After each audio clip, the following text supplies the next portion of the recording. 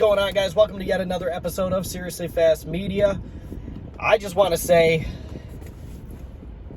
the last 24 hours or so have been fairly hectic. I mean, you had Kurt Busch ended up missing his first race since 2015, since the false abuse allegations due to concussion-like symptoms after he backed the 45 car into the turn 3 wall.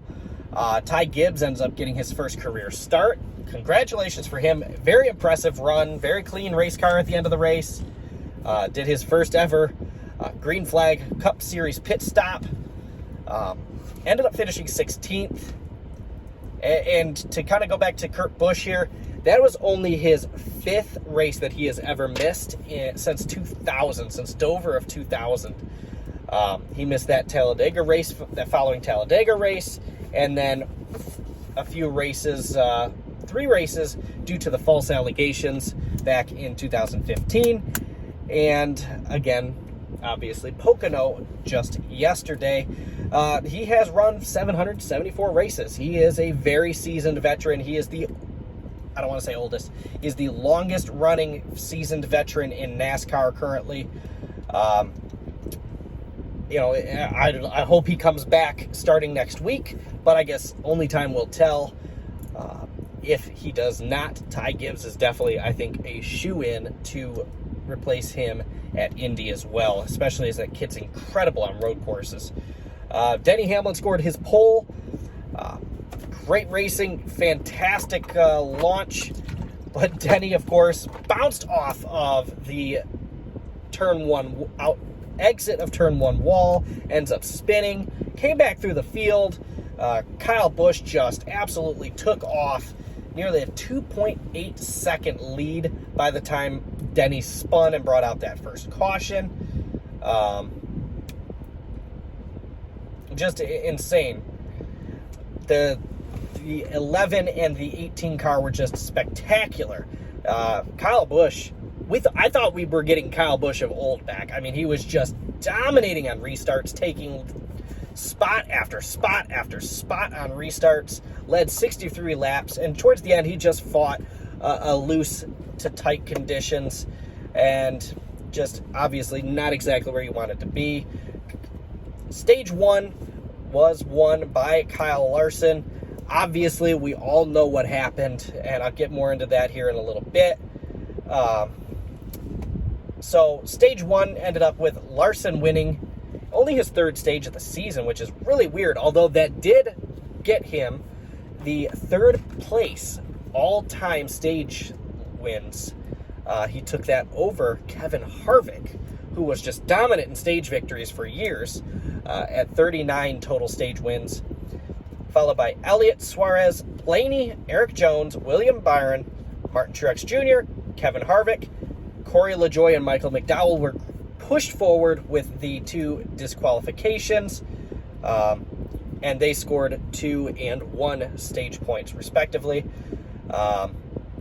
You had stage 2 won by Kyle Busch, which was I believe that was only his 2nd stage win of the season.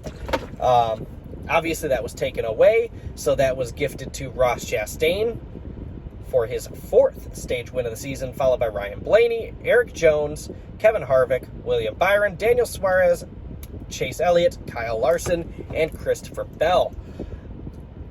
If you look at the overall points, the two highest points scoring drivers in terms of stages were Ryan Blaney at 16 points and Eric Jones at 14. That's a little different than Kyle Busch, who would have scored 17 stage points, and Denny Hamlin, who would have scored 14 stage points. Denny Hamlin, he ended up on a late race restart, taking his vengeance out on Ross Chastain on the 1 car, like he said he was kind of going to. Ended up taking out Kevin Harvick as well, taking him out of any sort of contention for that victory, or even a top 5. Obviously, with the DQs, Hamlin ended up finishing 35th, although Chastain ended up finishing higher in 32nd. Harrison Burton led 4 laps, which is fantastic. And it doesn't sound like a lot, but that's great for the sponsor. It gets the sponsor out, gets him those eyeballs, and it also is great for experience for that driver, who is a rookie, of course, this season in the 21 car. And that's fantastic for him. That gives him experience of being out front, running out front, restarting out front. It's huge. That could be, a lot of you guys think, oh, well, we've led 4 laps. Who cares? How many has it led? 20 laps all season. That adds up. It's experience. It builds up, and again, it brings those sponsors more eyeballs and TV time. Denny Hamlin went on to hold off Kyle Busch and broke a tie that he's had with Jeff Gordon for a couple of years now of 6 wins at Pocono for his 7th win. Obviously, we all know about the disqualification of both Kyle Busch and Denny Hamlin. That's the first time since 1962 that has happened, that the winner of the race was disqualified and the next guy dropped down. Chase Elliott, of course, inherited that victory. He didn't lead a single lap all race long. In fact, he only scored 9? I think he only scored 13 stage points, which is not quite as impressive as he usually does. He is the stage point leader, which you guys can definitely check that out in terms of all the statistics for the NASCAR Cup Series in my link to the website below. Chase Elliott was on the interview there with Bob Pockrass. He said that he was on the plane when he was declared the winner, so he didn't know. He was very surprised when they landed. It's not something that I am necessarily proud of or something I am going to boast about. When he was asked, are you going to celebrate? Were you waiting till the official clarification whether Joe Gibbs Racing was to appeal the penalties, the disqualifications or not? That's what he said. I'm not necessarily proud of it. He didn't win. He didn't feel like he actually won, even though he was given it. So he says, why would I? When Bob Pockrass asked him about the trophy, he also said, I'm not going to ask for it. If he wants to keep it, he can keep it. Talking about Denny Hamlin, of course. Another big thing, Bubba Wallace scored his first back-to-back top 10s. First time in his career in the NASCAR Cup Series. So that's pretty impressive. One thing I want to give a huge shout out before I get too deep into this video is that 30 minutes after everyone left, someone took a picture of Noah Gragson standing in the infield signing autographs. 30 minutes after everybody else left, and shot that picture over to Kelly Earnhardt, saying that they couldn't share it, but Kelly could.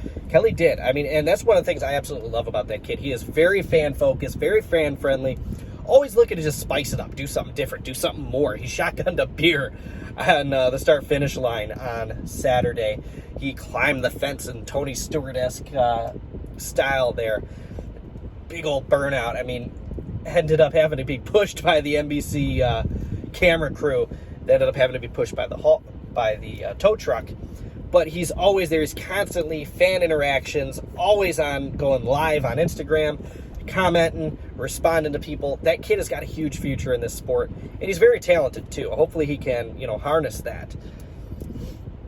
Now, Scott Miller, back to the disqualifications. Scott Miller stated that both cars had an extra layer of vinyl on the lower front fascias. Now we know that is the more detail, where the nose attaches to the splitter underneath the wrap.